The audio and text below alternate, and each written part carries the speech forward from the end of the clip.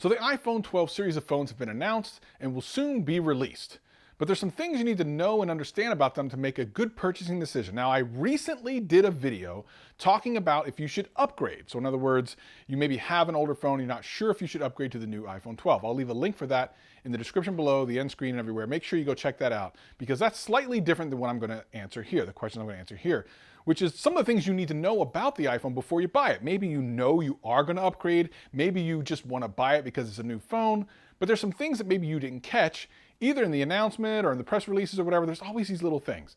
So we're going to try to go over as many of those things as possible, and I'm going to have some help doing it right after this. This is, you listening to Travis.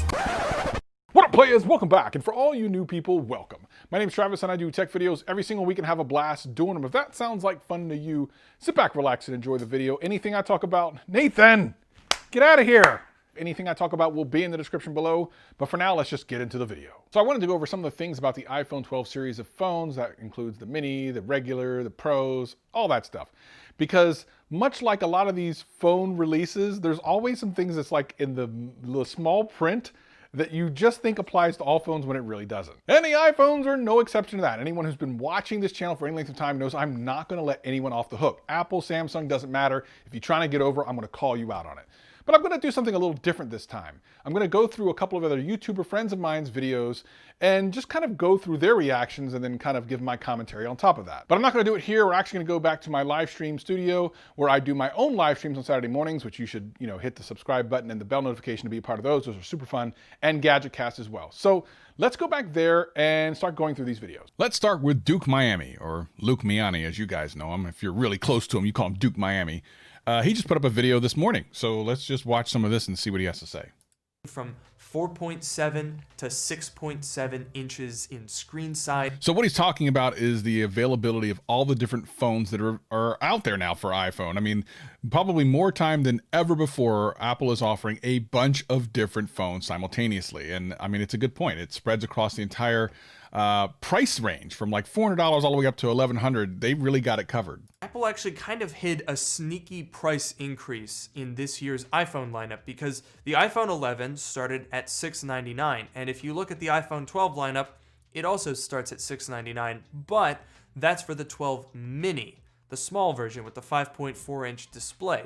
That's a great phone. I'm really excited for that, but it might not be for everyone. The real true successor to the iPhone 11 is the iPhone 12, and that's $100 more at $799. And actually, even then, it gets a little bit more complicated. So let's go on Apple's website and dive a little deeper into the pricing. So here's the iPhone 12 page. You'll notice $699 for the 12 mini, $799 for the normal iPhone 12, but that's a little bit deceptive because if we actually go and click through and try to order one of these, you'll notice that if you buy through Verizon or AT&T, it's $799, but if you buy Sprint, T-Mobile, or Unlocked, it's actually $829. So they've...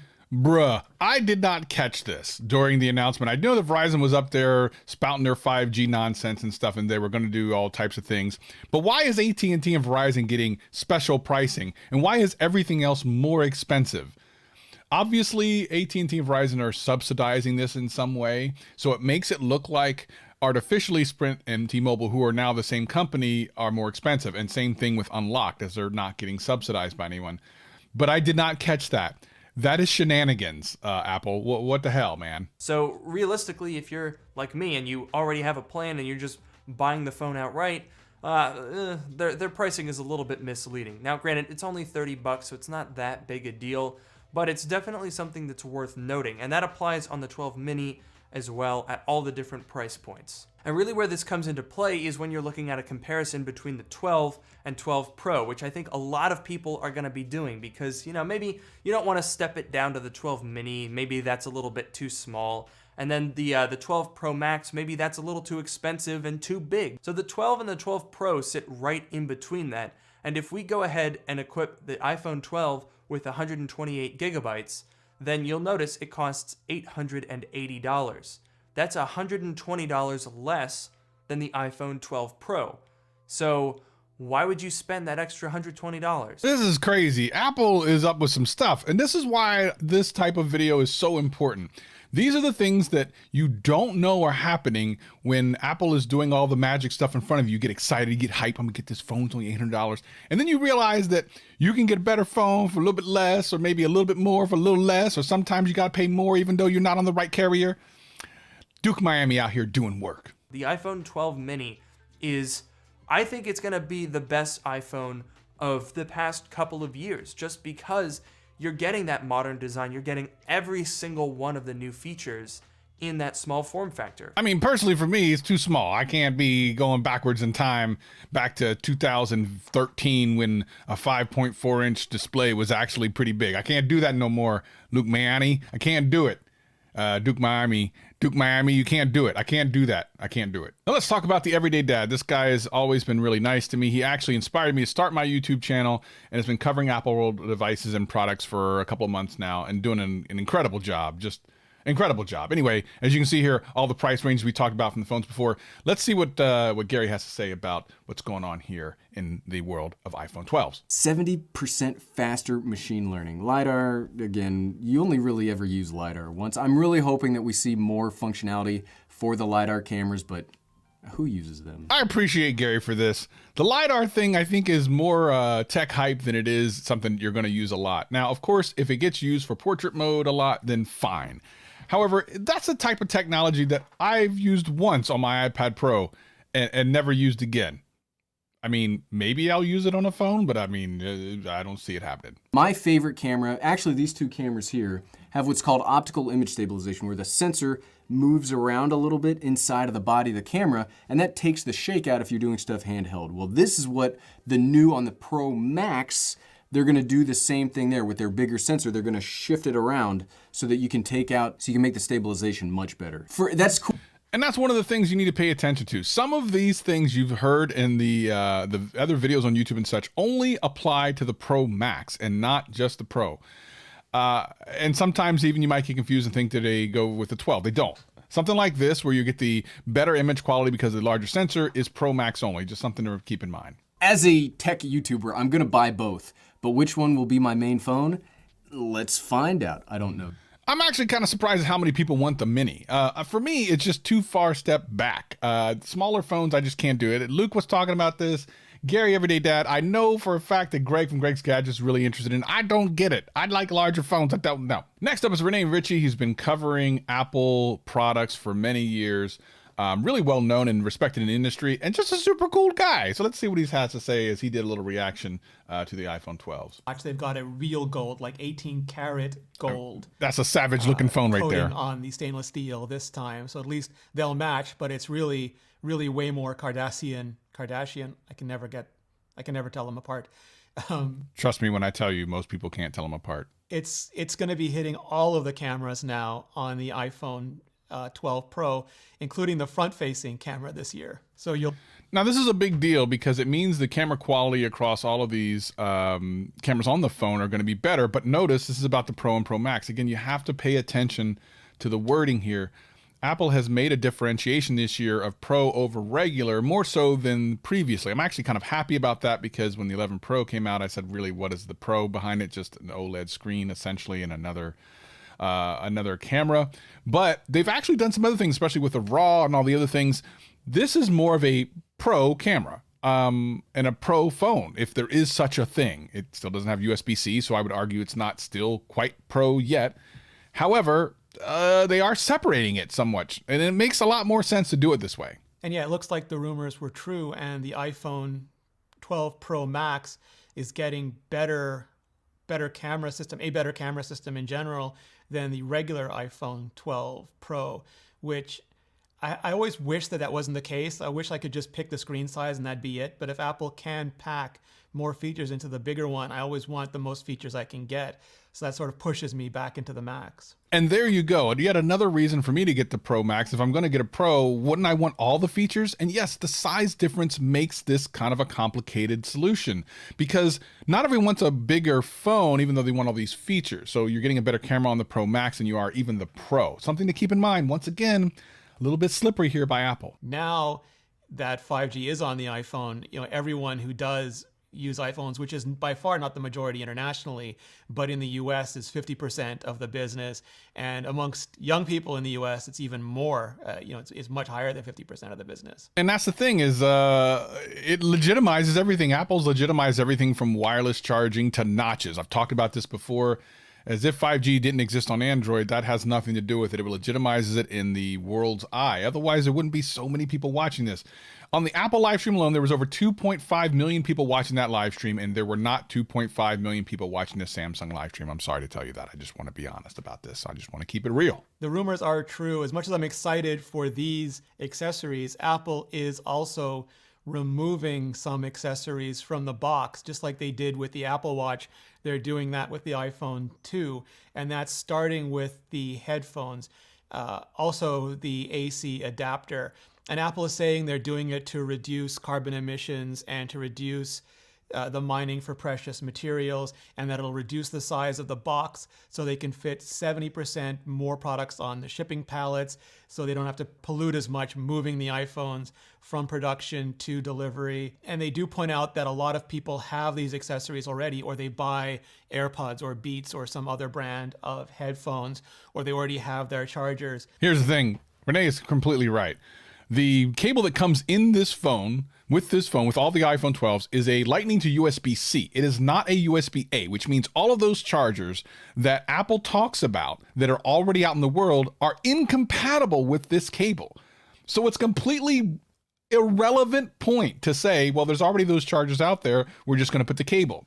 People are going to have to buy new chargers. I am a tech YouTuber, and I don't have that many USB-C power adapters. I have a couple, but not nearly as many as I should have as a tech YouTuber. Someone who's buying an iPhone 12 for the first time, especially if they're coming from an older phone, will have no way to charge their phone. They're going to plug it into their computer. If their computer has USB-C, which if you're rocking like an iPhone 7, you may not have a computer with USB-C, it's going to take forever to charge, and your computer needs to be on. Hello? That means you're going to be buying another power adapter. Best case scenario for Apple, they're going to buy an Apple power adapter, and now they've just made more money and saved nothing on the carbon emissions and stuff because they're still selling the adapters. They're just making more money. Worst case scenario, to Renee's point, they buy something from some third party that just jacks up their phone. So while I understand the benefits of taking this stuff out and making the box smaller and all of those things, and yes, those things may be true, the reality is there's going to be a crap ton of people that need to buy these adapters, and it's probably going to be a bit of a crap show. I'm telling you, this is terrible. Finally, my podcast partner, Greg from Greg's Gadgets, let's see what he has to say. He's usually very thorough with these videos. So let's see what he has to say. And Apple is bringing that system over to the iPhone 12. So not only can you get wireless magnetic chargers on the back of your iPhone 12, but Apple also has some new accessories like a small wallet, which you can place on the back of your iPhone 12. And they even showed off some other accessories from third parties like a wireless car mount, a 3 charging system for your Apple Watch, your iPhone, and your AirPods, and also a new charger from Apple that will charge both your iPhone and your Apple Watch. Now, I'm kind of excited about this technology, and the cool thing is now that Apple has put this into their phone, we can expect Android phones next year to have very similar technology, just the way it works. It's not a hate on Android, it's just the way I look at notches. Notches happened a couple years ago, and they had no reason to exist on Android phones. Just like anything else, when Apple does it, it kind of legitimizes it for other manufacturers. Now, right, wrong, or indifferent, this is actually kind of a cool technology. I'm interested to see what the third-party vendors do with this technology as now it's available. All of the cool things that we have from a year from now. Also, I'm pretty sure this is a guarantee that Apple will be removing the Lightning port from the iPhone 13, but that's a video for another day. Whoa, Gregory, that's a big call. Let me call you up right quick. This is my Galaxy Fold. Let me fold you up and let me call you and tell you that you are really saying some stuff right now. You trying to say they're going to go portless, what, in a year? Listen, this is Greg from Greg's Gadgets trying to be a savage. I should also probably mention, because Apple seemed to mention it a lot, that this is the first 5G capable iPhone. 5G, in theory, will lead to faster cellular networking speeds and reduce wireless latency. Let me talk a little bit about 5G. This is the Fold 2 5G. This is the iPhone 11 Pro Max 4G LTE. I have done speed tests on both of these at the same location and gotten faster speeds on my iPhone than I did on a 5G connected phone on 5G. Mainly because 5G is so wonky. I've talked about this before on this channel. Just because it says 5G does not mean it's going to be any faster. Trust me when I tell you, it's a nice to have, and over time it'll be better, but don't expect some crazy fast speed. Furthermore, the iPhone 12 can now do night mode shots using any of the camera lenses, including the front-facing camera, as well as Smart HDR3 and Deep Fusion, and all of Apple's smart computational photography features. Now, as we talked about before, you're going to get Deep Fusion on all the cameras, but night mode on all the cameras is a really big deal. It's weird how last year it was only available on one camera. You didn't even realize it unless you tried to use a different camera, but it's true. And now they're going to be on all cameras, which is great. A small thing, but a big victory in my mind. Seems to be weaker in the iPhone 12 mini, with a battery rating of 15 hours during video playback, while the normal 12 and 12 Pro both have 17 hours of video playback. So if you're a power user who's on their phone day and night, you may want to stay away from the mini, which is going to be hard because I really want that smaller iPhone 12, and I just hope the battery is good enough for my needs. Now, again, other people want the mini, I don't get it, but certainly the battery is going to be something you're going to need to pay attention to, because at the end of the day, if you can't get through the day, it's kind of a pointless thing. Anyway, hopefully some of this stuff has taught you stuff you didn't know before. I'll leave links for all these channels in the description below. Trying something different here. Hope you enjoyed this. If you did, let me know. Leave me a comment. I'll also leave some videos around here. I've never done this seated before. End screens, I don't know where they're going to be. I guess I'll see you next time. Peace and love. I usually walk away now, but I'm seated, so I don't know what to do. Do I just leave? I think I just leave. Okay.